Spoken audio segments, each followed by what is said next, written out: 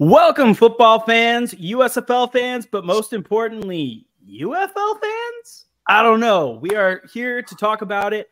This episode is the big announcement. The merger has happened, and we wanted to make sure we had all hands on deck. We tried to get the captain. We tried to get Low.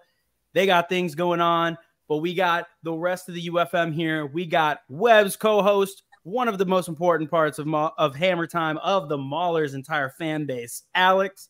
And we got this guy. You've seen him as Southern Charm. You've seen him as Scout. You've seen him in, if you've ever done a, Twitter space? Is that what it's called, right? Then you've probably heard his smoky, silky voice. Scout, we got Scout here. First time, have you been on camera before, Scout? Like in one of these?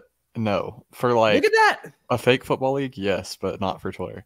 For a fake football league, I'm not even sure what that means, but we got him for the first time on camera. He doesn't sound what I thought like. He doesn't look like what I thought like.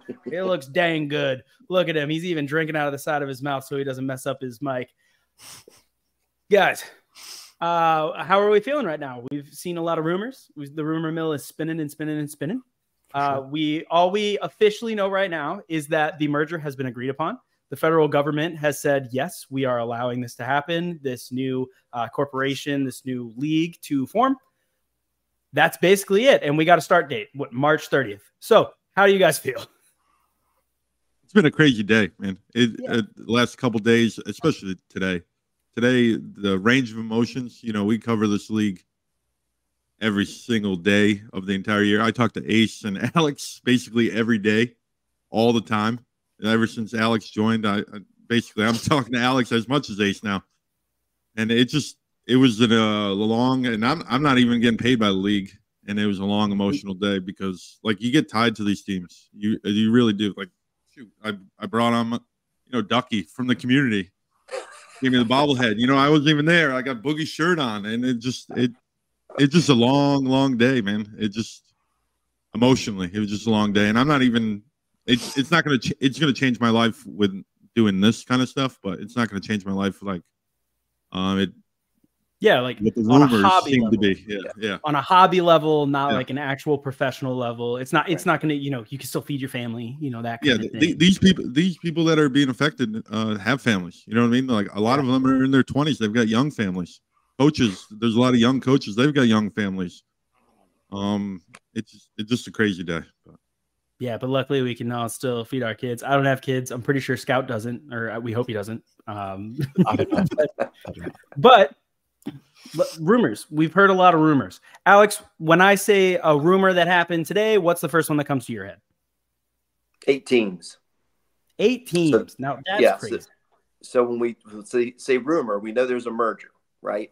Yes. But I think the releases that I saw were very clear to just say the merger only, that the number of teams hadn't been decided. A lot of rumor about who's going to be, who are the 8 teams, if there's 8 teams.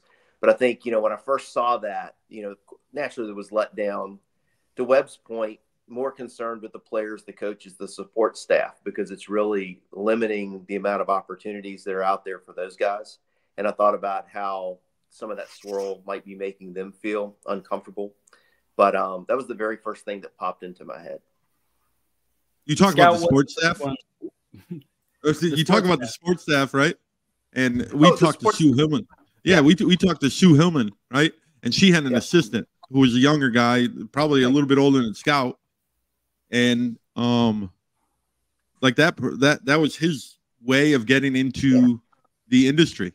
And the fact that possibly he might not have a job or an opportunity is really disappointing. That's someone's future right there. So it's kind of a slap in the face, really, because we were told it's business as usual, and then you see all these rumors that continue to go around, because these are the same people that said that we were going to have 12 teams, 14 teams in Louisville, hubs, no hubs, up, down, left, right. Seattle's still in. Oh, we're going to play in Vegas.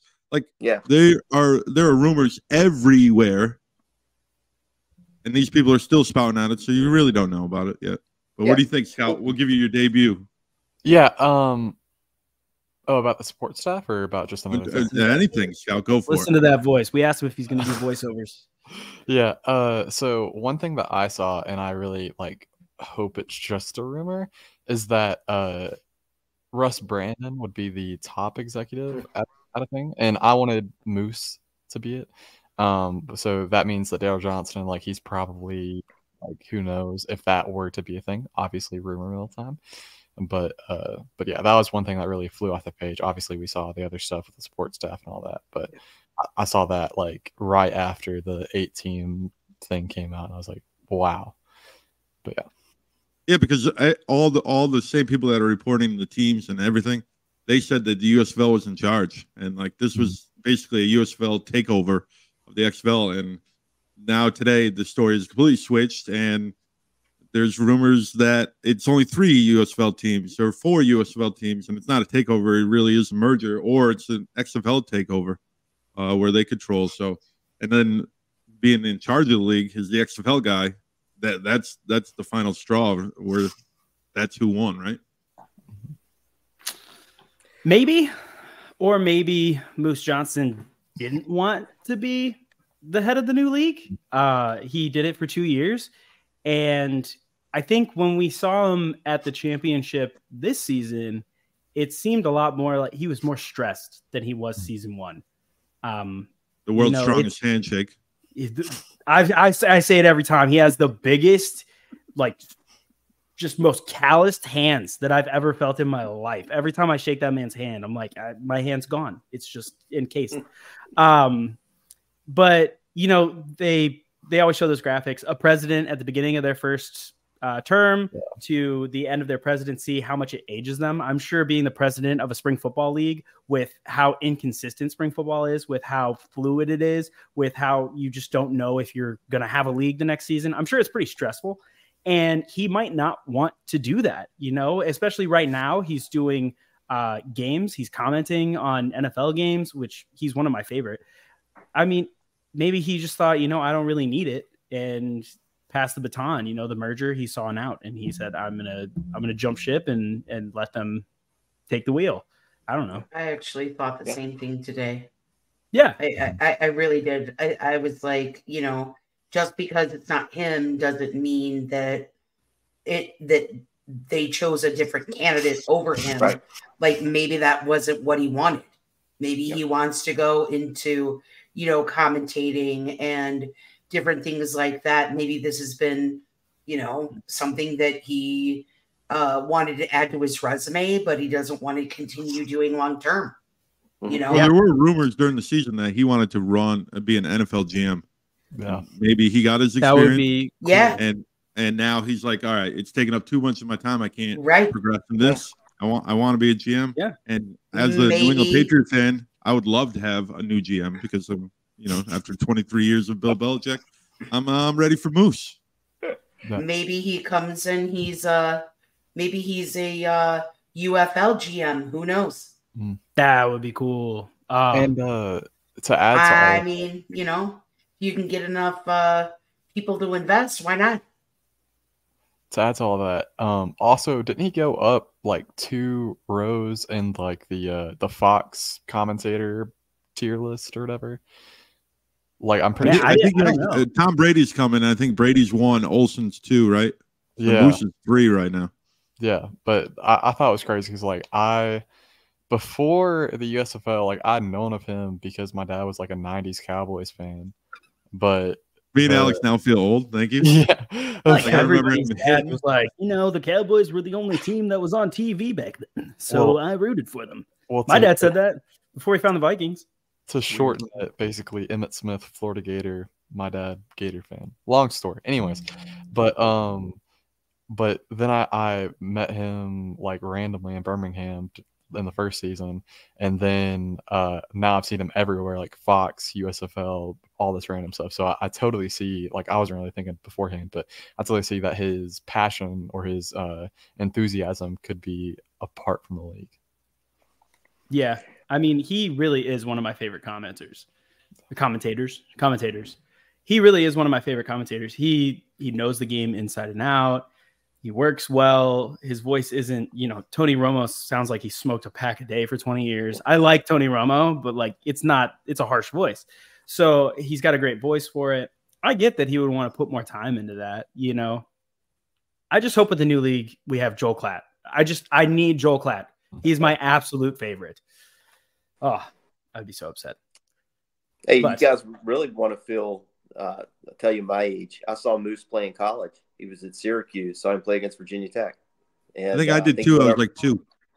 What's that? I think I did too. I was like 2. Whoa. That's probably about right. But yeah, he was a hell of a college running back. Real quick. Yeah. I just remember him always leading the way for Emmett, obviously. And he was, you don't know fullbacks' names right now. Like Bobby Holly. CJ right? Ham.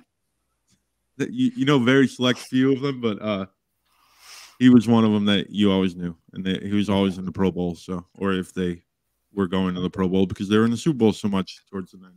Yeah. He started college in like 1985, but I was 2.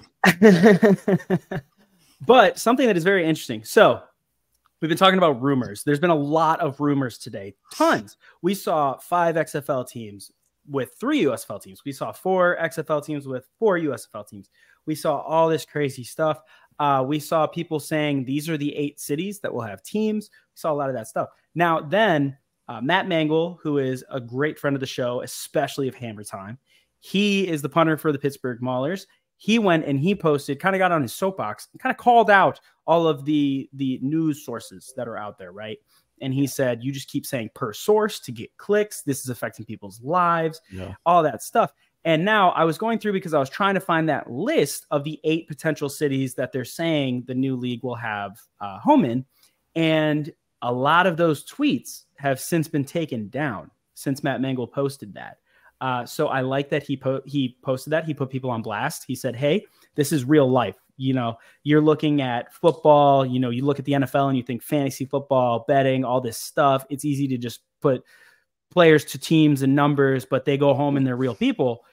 And I enjoy that he called it out, and that I'm seeing a bunch of people have now taken down those posts. It's inconvenient for me because I wanted to have the list so I didn't jumble it. But right now, we believe that the 8 cities, not us, but the rumor mill believes the 8 cities are St. Louis, DC, San Antonio, and Arlington.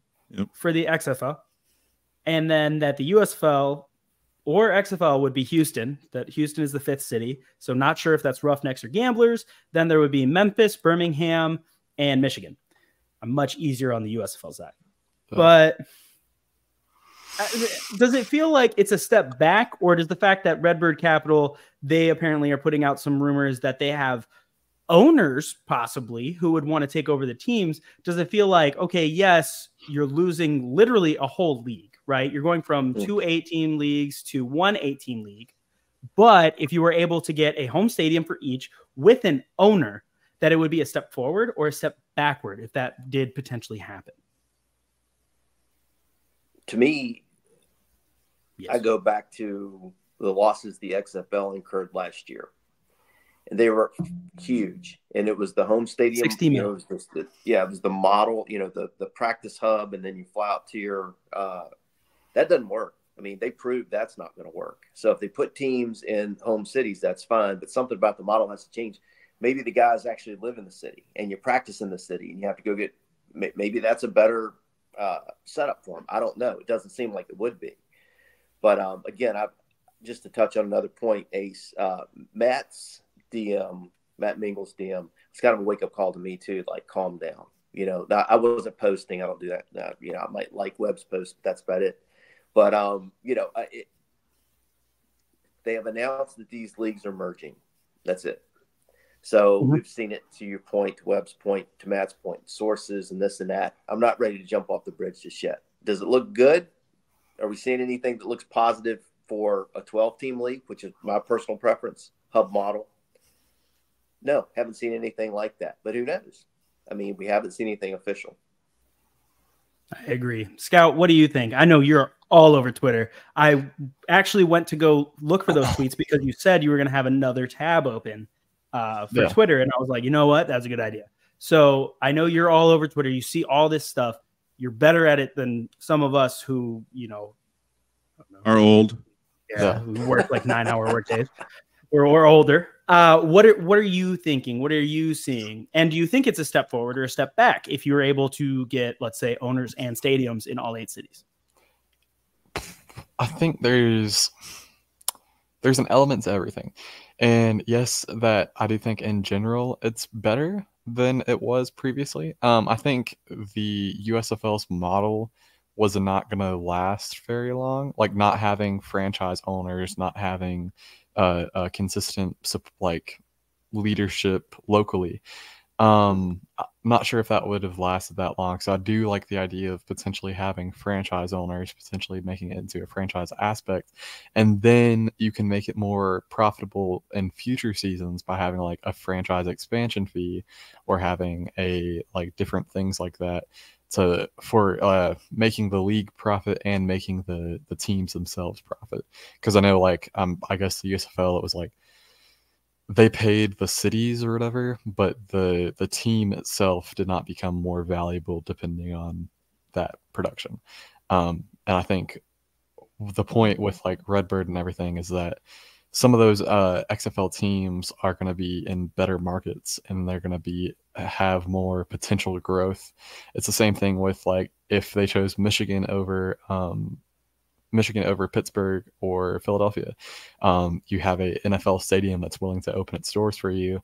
You have a state and a city that are very large, very profitable, and they love football. Like they just had, I know Michigan State got kind of like strong-armed into playing in Ford Field, but you have a city that really loves football. They come out for all the football events out there.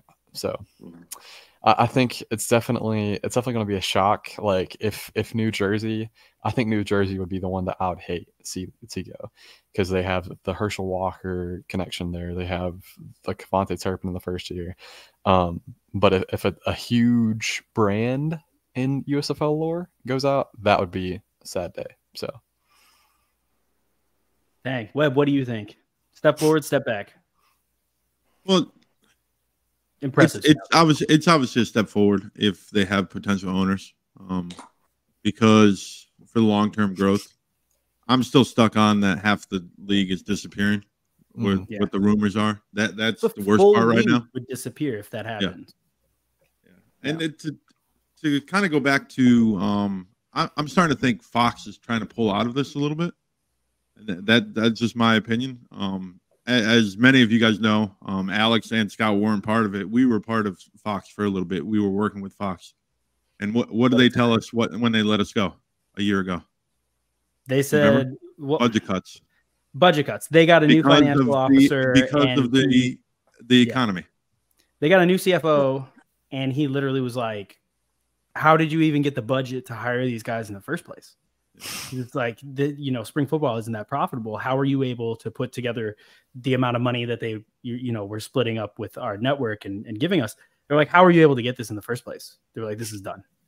And we're like, oh, thanks. So it's very easy for Fox to look at something and say, no. And they back out and they say, we don't want to do this. And they just pulled the plug, which it was abrupt too. They gave no plan to, phase out, nothing. They just said, you're done. At the end of this month, you're done. And that was crazy. They also let go of the staff that was supporting us. Oh, yeah. No, the entire staff and the USFL Discord all got scrapped. Like everything that we were a part of got cut, dude. That was crazy. Our Discord manager, he's no longer with Fox. The Discord got axed. It's gone. The crazy thing was in all of our production meetings with them, they would bring up we'd say, hey, can we get a little more support on the Discord side? We'd like to try dabble with a few of these things, really test the boundaries of Discord. Like, what can we really do?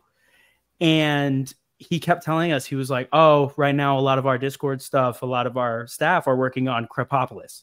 And back then I was like, I don't know what you're talking about. And then now Crepopolis is a show on Fox. And so I think that's really cool that, we were a part of like staff that was doing that kind of stuff. Like that is it's up there with Family Guy and stuff now. It's coming on. So I thought that was cool that we were using the same staff that this show is. So that was cool. I think that Redbird was more aggressively pursuing investors than Fox was. Well, yeah. Oh, 100%. And I think that I believe that the XFL approached Fox about a merger. And right. So I think that they were, again, more aggressively pursuing investors. They had more investors than Fox did because I think Fox was on the hub model for a few more seasons than, the XFL was. And I think that they got caught a little bit empty-handed. And merger talks? Is that what you're merger saying? Talks, and Redbird had more than the XFL had because the XFL was going to continue with their current business model and their current hubs. And I think that might have something to do with but if they can combine leagues and not have to float teams, that is better for Fox. Mm-hmm. Yeah. Right. Well, I don't listen. That makes perfect sense. And I think one of the things is that I think in the USFL model was always to move toward franchises, right? It was the crawl, walk, run. But, I keep going back to this, two dog companies merge, you got a dog. That's kind of the way it is. And I'm not calling these leagues dogs because I think it's much more special than that. But I mean, I can't get over the fact XFL lost $60 million. And if they, even if they come to to Fox and say, hey, we've got investors to go lose more money, or do you go with the model like the USFL had, where you were playing in hubs and you were trying to look to expand responsibly into these other markets, right? Yeah. And I'm just still a little bit at a loss. Or was it not really $60 million? Oh, I bet it was. How so? I think it was. That number, I think it was like public. It was public how much they lost. I think that's how it got out. Redbird did not put that out. They did not want people to know how much they lost. The XFL did not want people to know. I think it was public record because it is I don't know, the kind of business that it is. But I think publicly traded. Yeah, publicly traded. I don't know. But yeah, Redbird is. So they knew. They knew how much. Everybody knew how much they lost. They saw it. I think I like that you brought up, Moose would always talk about the crawl, walk, run. And I think they got caught where, Redbird came in like they were stumbling, but they were running, where the USFL was still trying to get up to a walk. And so when you're looking at merging, you kind of have to meet in the middle. And it's like, well, we're the one who's slower right now. So we got to speed up a little bit, and you got to lose a little, right? You got to drop a little weight to catch up. Right. So I think that's why it came out to more of an even split when Redbird really was the one who came in and they said, hey, we lost a buttload of money.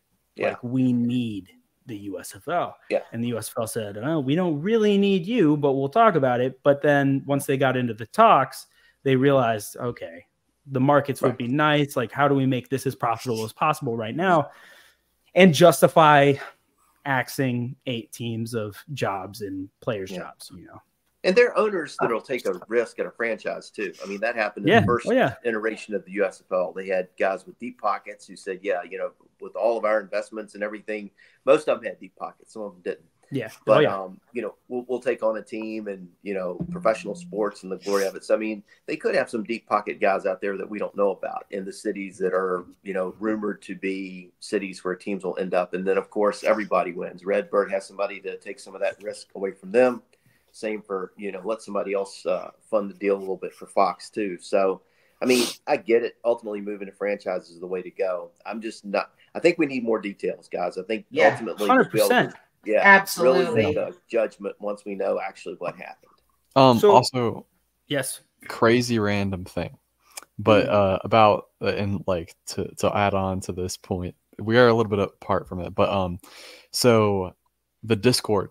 Right, the support staff on that Discord. Which the USFL Discord. USFL the Discord. Official one run by Fox. Oh, the official one? Okay. Yeah. So the funny thing is I probably wouldn't even do any of this if it wasn't for that one, like the Davis Cheek AMA, I think. Yeah, that interview. There was like one that like there was Yeah. like the first one I joined in on, and I was like, you know what, this is fun. I like this. And then like I made the Twitter account. I made it so it's like You like took over that interview. I remember. Yeah. it. I remember Scout would we beat. we didn't have that many people in all the AMAs, but it was like Scout and his Jaguars photo. I was like, how do we Always make is. this guy stop asking questions? Yeah. Well, I mean, like I had It's gonna go home. Yeah, it was crazy because I had the basically Hunchies would hand me the like who they were getting, and then I would make a list. I gave it. I remember I gave it to I think it was Ace or Webb one day. I had just like asked like what I looked like, because it was just like I had his name, where he was from, and I had all the coaches that ever coached him, high school and up, and then like all the stats, all and the stuff he said in his AMA. Yeah. But it was, and I like, if that still went on, I would still do like because I made a Twitter post about it every single time. I remember. But it was just the crazy baby step things that were happening on that. I just wanted to add that.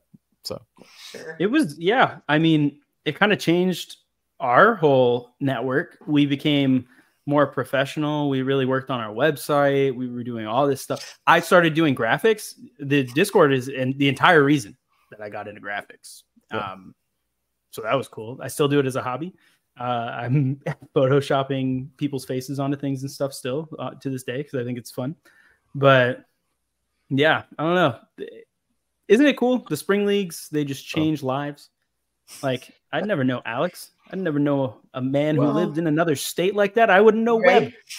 I wouldn't know Scout. I wouldn't know any of you guys. I wouldn't have traveled to Canton and shared an Airbnb with Webb, and I'd never met him in person. It's crazy. He could have murdered me. Thanks for not doing Gentlemen, the primary focus of our media group is like, we don't break news, right? We don't put out anything unless it's confirmed. But our primary focus is to, tell the story of the players, the coaches, the staff members that we develop actually really close relationships with. Yeah. So, we're 27 minutes in, but I think the rest of our time needs to be spent talking about that. And, like what we might have heard. Obviously, we're not going to talk about which player or staff member or whatever, but, like what really has, struck a chord with us the most over the last 24, 48 hours, and what, our focus is going to be kind of going forward, and how we're going to represent the players, coaches, staff members that we have developed really close relationships with. Well, point number one, every team that survives this merger should be calling Jaron Horton immediately. Like, they should be like, this guy needs to be our DC. He needs to run our defense right now. Hold on. We should be calling him for the head coach. Hold on. We ain't dead yet. I'm saying Maulers ain't dead there's yet. a head coach opening down there in Memphis right now. They should call him now. Yeah. But the thing that struck me the most was, especially with Matt Mangle's post, was that it's affecting real lives, and we have gotten to know these players. I had players and coaches text me Happy Thanksgiving. And, I realized it's bigger than football. You want to ask them, how are your kids? How's your family doing? Did you enjoy your holiday? And then, once this news started coming out about the teams, I had a lot of players DMing me, and they were like, hey, do you know anything? I'm trying to see if I have a job.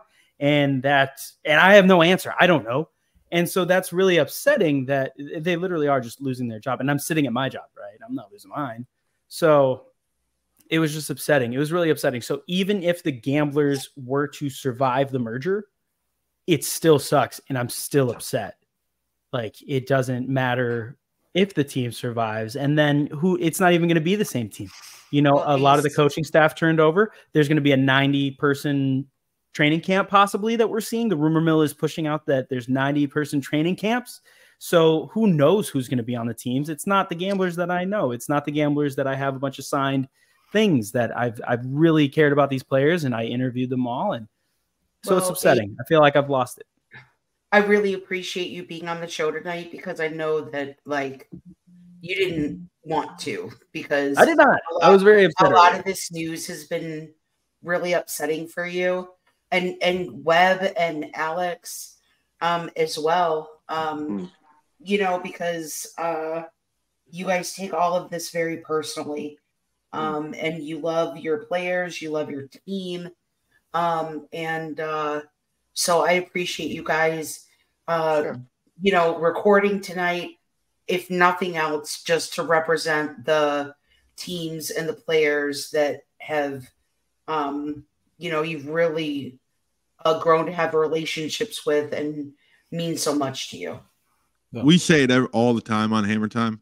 We're the only weekly show. Like there isn't and pardon the language, there ain't a goddamn show in the entire universe that is dedicated to one team every single week in the spring football community. You could talk about the podcast, you could talk about the news hub. There ain't a show. There is not a show that's dedicated. Like this team has become, I'm talking about the Maulers, my team.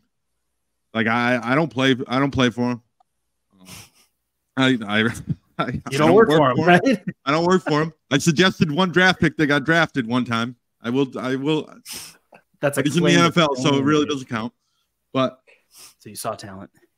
Yeah, I got an eye for talent. I just like you get to know these guys, right? Like you guys remember my birthday, right? My 40th birthday.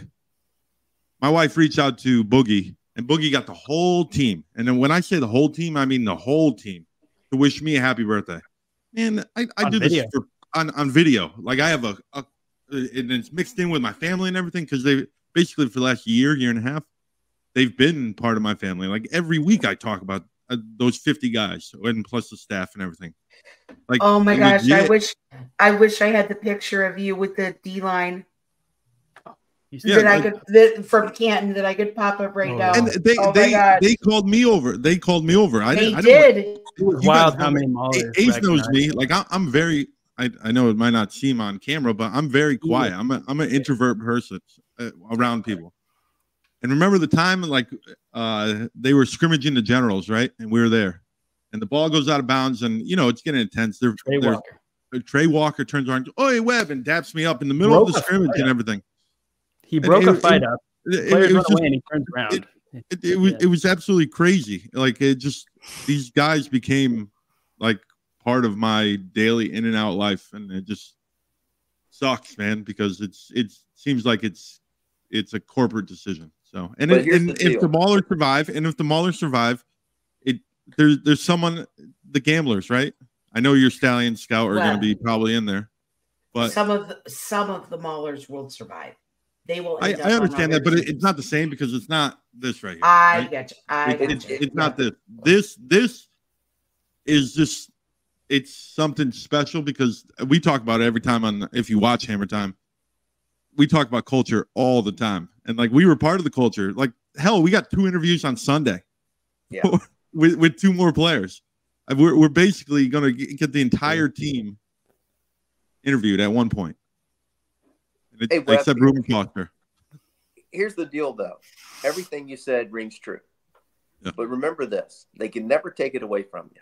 They can merge, they can do this, they can do that, but they can't take that away from you. The relationships that you've built with these guys, the experience that you've had, the experiences that you've had, they're yours. You own them. Can't take that away. It's just like, think about all the different teams. You don't remember the scores. I can remember the records. But you don't remember all the scores of every game, but you remember the guys in the locker room with you. Yeah, I remember the kids I coached. That never goes away. So our hope is that they'll kick it off in Canton or Pittsburgh or hell, I don't care. But that somebody's wearing black and gold and we're playing football in 2024 because that's my team. That is, I care about one professional team, period. The Pittsburgh Maulers. To hell with the rest of them. No offense, but that's where I am. I've fallen Aren't in they love with still this team. selling tickets in Canton? Yep, and I'll buy them and I'll go. All right. But the rumor mill there was that they didn't have that Thanksgiving sale. They did not. And that was not a rumor mill. That actually did not happen. They did not have the Thanksgiving sale for Canton, which I did point out on Twitter. They have a very different relationship with Hall of Fame Village than they do with Michigan, with Memphis, and with Birmingham. Like Hall of Fame Village, or what? It's more of a partnership. Yeah, it's a partnership. Like they actually have a president of the village. You know, it's a part of the stadium is actually a part of the ownership that owns the Hall of Fame. It's a whole thing. So it's a very different vibe when you go there. Like they have a say. Michigan and stuff, they say, hey, is this day open? We're going to do this thing. And they say, yep, that day's open. Go do it. Hall of Fame Village, they say, oh, what are you going to do? When are you going to do it? What's it going to look like? Because they have this whole culture thing that they want to do where they're not just going to let anything happen in Hall of Fame Village. So I didn't want to read into that too much. And, you know, the XFL stands wanted to be like, oh, it's going under, blah, blah, blah. But I don't care about that. But a perspective that I would love to have is, you know, Alex, Webb, me, we all have built relationships with players, coaches, and like we're really, really, really invested in these teams. Now, Scout, you do come from more of a fan side. Yeah. You know, so I want to know, for me, the league is kind of soured. Even if the Gamblers survive, if the Maulers, Breakers, you know, Generals and Stars don't survive, it still kind of ruins it for me. But for you, from a fan standpoint, you're a super fan of the Stallions. How do you feel? Boo. How do you feel? Because the Stallions, it's kind of never been in question. They're the two-time champions. They have a hub. You know, how do you feel if half the teams are wiped out overnight? So like obviously as a fan, I'm not affected, but it would be like I'd already thought about, because like let's say I know everything's up in arms now. Like I just talked to Webb, like, oh, what's the like media pass situation going to look like, if you know, We or have whatever. no clue. Yeah. But I'd already talked about, because Darius Victor interacts with literally any of my content, and I was like, he loved the Generals. Like he was recruiting for them even as late as like last month, 2 months ago. Olive. What? He got Olive. He's a friend of ours. Yeah. And then I was also thinking, who was one of the Stars guys was also talking about like, oh yeah, like Philly ride or die or whatever.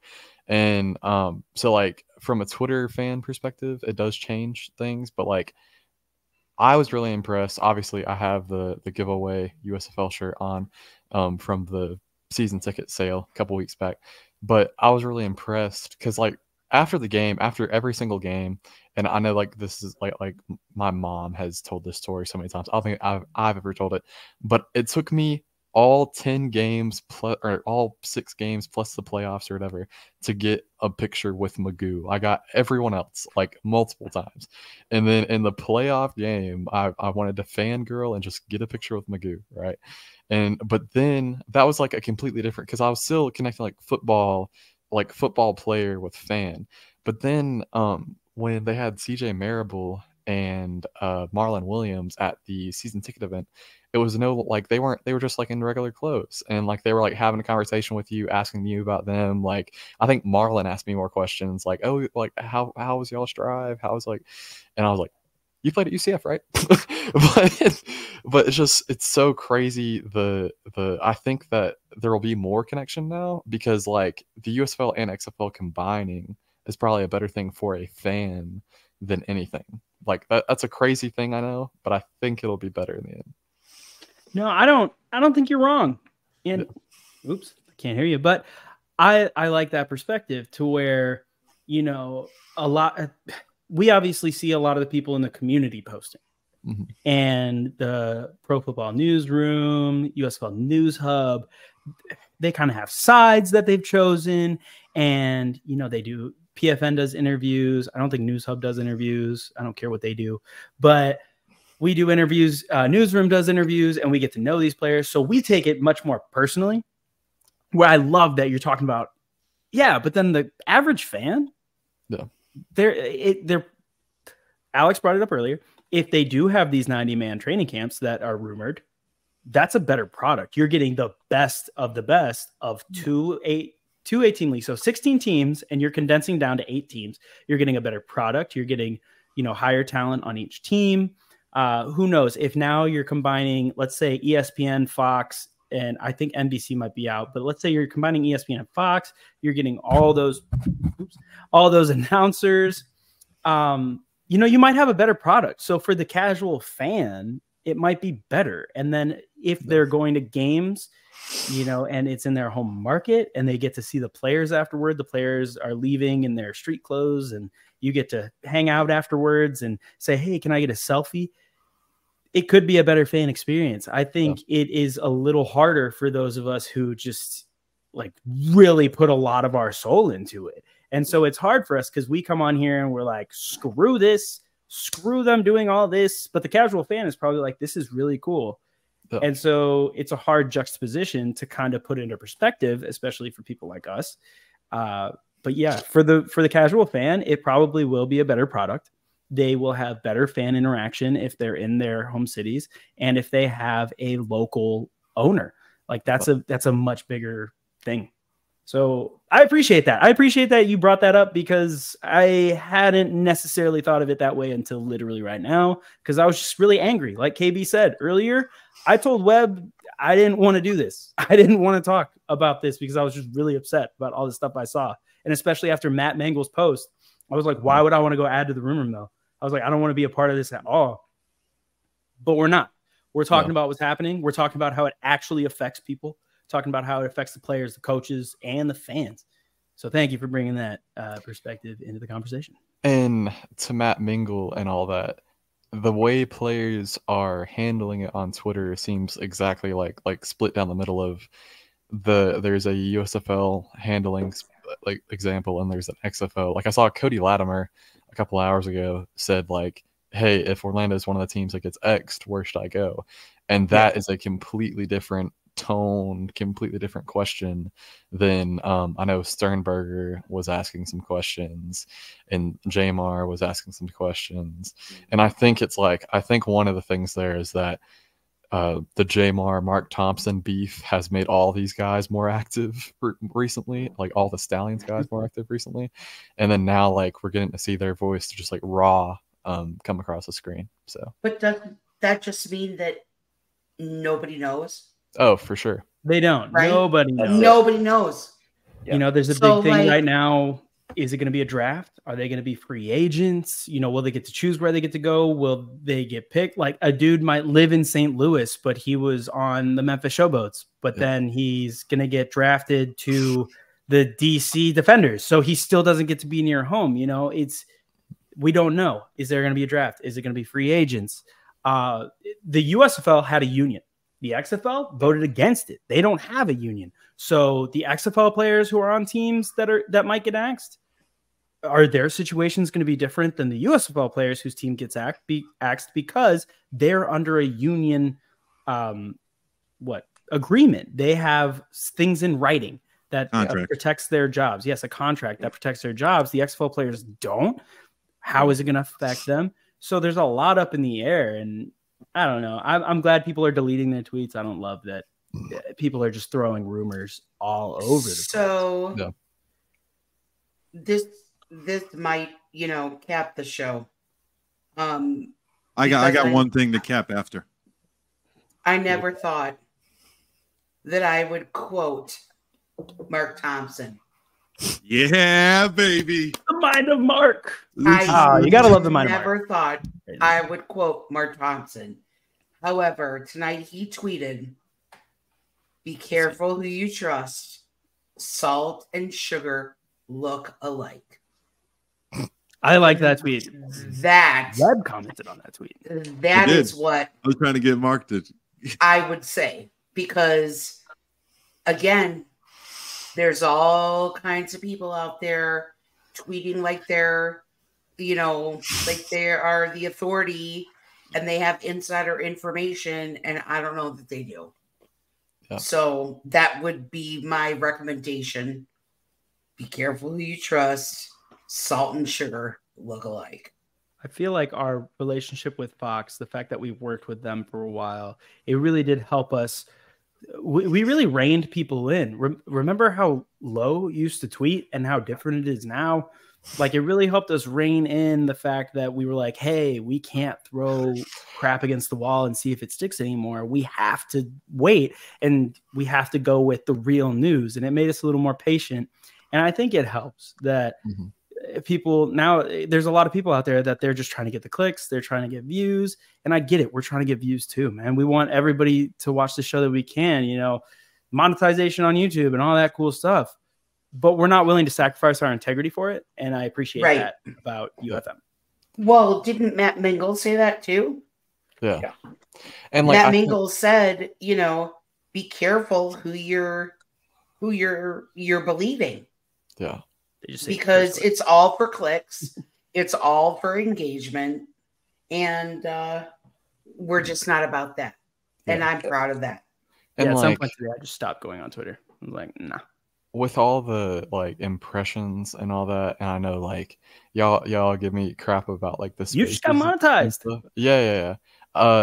So it was like I figured out that the more real you are and the more just like good content you put out, the better. And it's like, it's not like a quantity thing, but it's like I see all of these people all the time trying to do, and you can get a post non-monetized now if it's considered what's the word?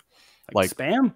Yeah, well, farming? Not spam. Well, not, it's like if it's touching a touchy subject, or like if it's something that's trying to like being controversial. Yeah, like you can get like demonetized on that post for that, or even if it's just like sensational. Sensational is the word. But it's like I got over like 5 million views in the 90-day span or whatever, and now it's like, okay, well, I'm gonna make like $20 or something a month, and it's crazy to me because there's people that have less views than that, and they try to do that, like exactly that of like, oh, I'm gonna exactly. Wow. Yes.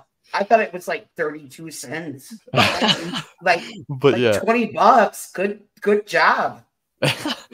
But yeah, but the more than we're making. But it's just so crazy with all that. And I wanted to add this, and it's so random, but it has to deal with it because I saw the Matt Mingle post, and then I saw On3 talk about, which is a high school recruiting thing, talk about, the college football game's coming out in July.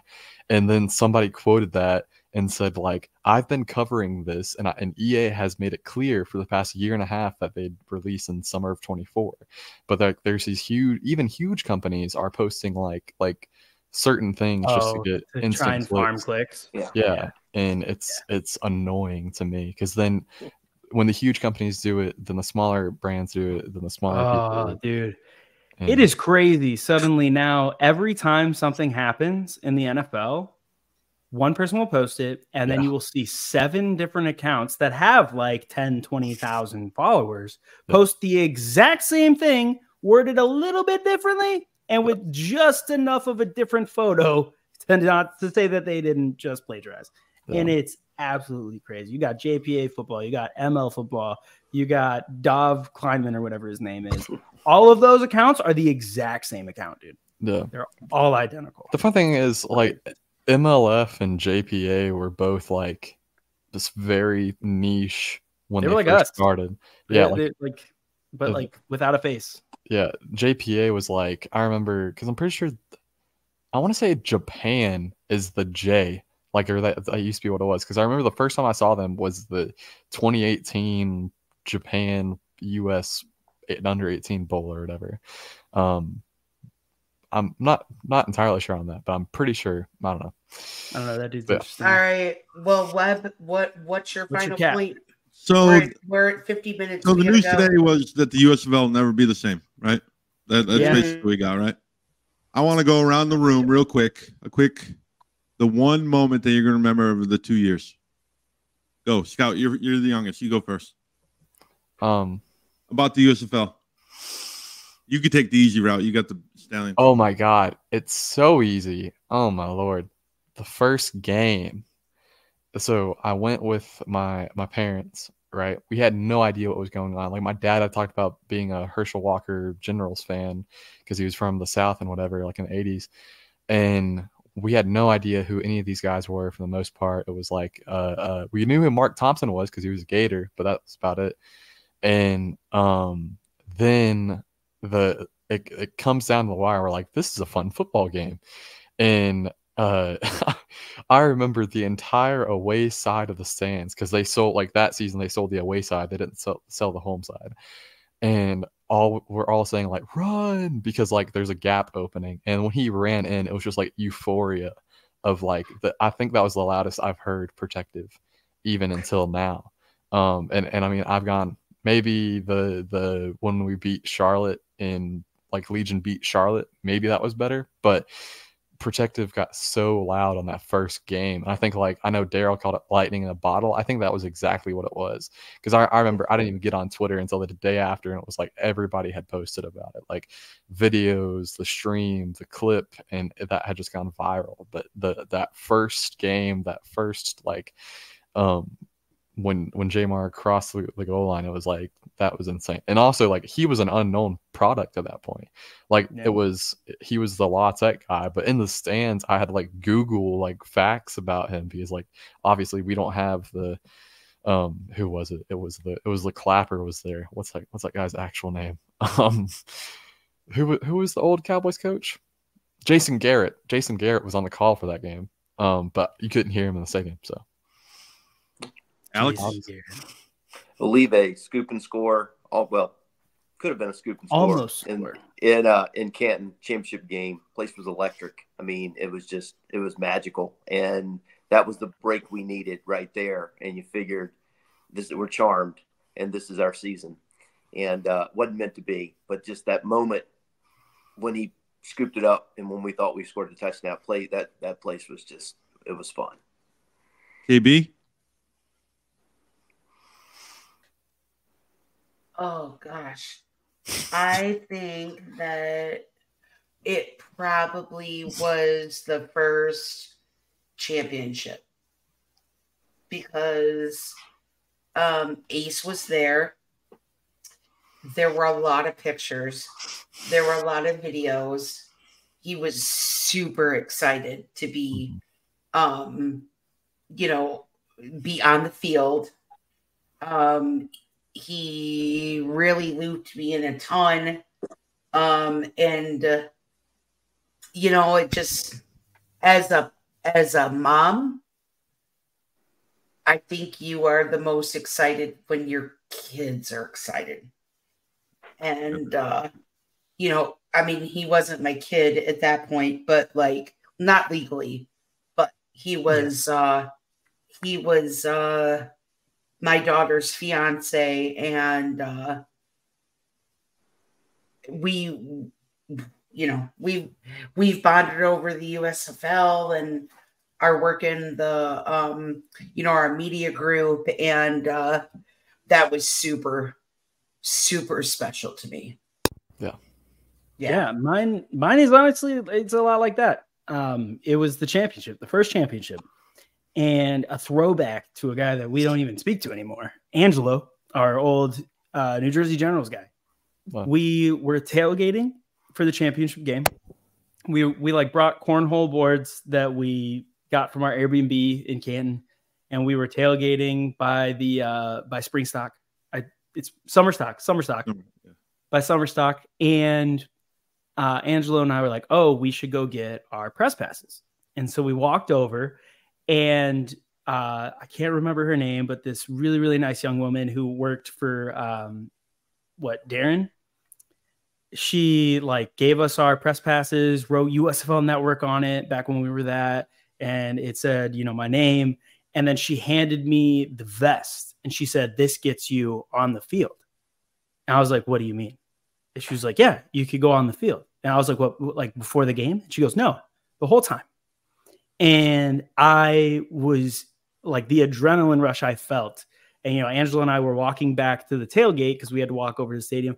And I was giddy. There's not a lot of times in your life that you're like giddy, that you're overwhelmed. Like I don't really think I felt it again until my wedding. you know, and then that was much more overwhelming and I cried a lot. But when I got that vest, I was like, oh my gosh, I'm like really doing this. And I got to be on the field for that championship. I got to, you know, be there on the field, hear the players, hear the coaches. And that was, I don't know, it changed the whole thing for me. I felt like I'd really made it. I've been knocked down a couple pegs since then. Don't worry. The league has made me realize where I am, but that was wild. Like the post-game celebration, like seeing, like crazy. Watching national television and seeing you guys on the field around the podium, hanging with the players was like I will never forget it. I just won't. That whole night was surreal. It was crazy. Webb, what's yours? So I went to Canton twice this year. The first one was during training camp and the championship where I met Alex. I met Ace the first time. Haven't met Scout. Actually, the first time I'm seeing Scout outside of his cartoon. Same. And the Stallions won the championship, and they got, you know, all the confetti, and they're celebrating. You know, Sternberger, they're smoking cigars, and D. Gray's celebrating. It's absolutely crazy. And then I look over to the right. So I was on the Stallions, if you were there. I was on the Stallions sideline. Lou Holtz walked by, which that was unreal by itself. On his walker. In his walker. And I look to the right, and that's like towards the highway. You guys know what I'm talking about if you're there. Like it kind of overlooks the highway. And Boogie's there. And Boogie is still signing autographs, shaking hands and everything. And he's walking up the field, and I see Jaron Horton actually come get him because all of his teammates are in the locker room. And I go over to Boogie, and I dap him up, and I told him he's got a fan for life. And, like, for this magical year, it was something special. And I don't know. I'm going to lose it, so go ahead. I got photos of Boogie doing that. But the whole thing is that we got so close to this league over 2 years, and it all started it's the personal connections. Everyone knows the story, and like I randomly found Ace. At first, I thought KB was a man. Yeah, I thought KB was a man. Reached out to her first, and then she was like, I was like, this guy's a weirdo. And I was just like, it became like. And then Toby Johnson interview, you know, that was our first interview. Well, my first interview. And I'm sitting there and, you know, we were writing out scripts and everything. And like, we had all these scripts and you could see my eyes reading the whole time. And and then now I interview with Alex and we're going to this Sunday and we just joke around with the guys now. It's so less structured and everything. Like Alex is handing out my money and asking trivia questions that these 20-year-olds have no idea. Scout probably knows, but so no one knows what Three Rivers Stadium is. I remember when you would not interview. I didn't because I'm naturally introverted. I still don't understand Alex's trivia questions. They're hard. Like you raised your hand. I'm like, dude. Scout raised his hand. What do you got to say, brother? Go for it. You are muted. You muted yourself. My fault. Hello? Yeah. Yes. Okay. First championship game. Favorite fan moment by far ever was when Scarborough broke that first run. Because it was like, I've watched plenty of football, and it was like nothing was working. And I just see that run. I'm like, we're winning this game. Like, screw it. I was just like, it was such a, and like that whole, the Stallions' first season, I don't think can be overtaken by any other story. Like just like backup quarterback, mid-season signing of a local legend. Like I'm pretty sure, like I went to the game before and after they signed Bo. There was at least 3,000 or 4,000 extra people just to watch Bo play football. Like, and that's a nuts thing, but it's like the league was such a smaller product at that time that a simple thing like that moved the needle that far. So, but yeah, but favorite fan thing, like over TV, not in the stadium, was definitely first championship game. So, all right, gentlemen, we are championship game. We are at an hour. I think everybody's got to peace out. Everybody put them up. There we go.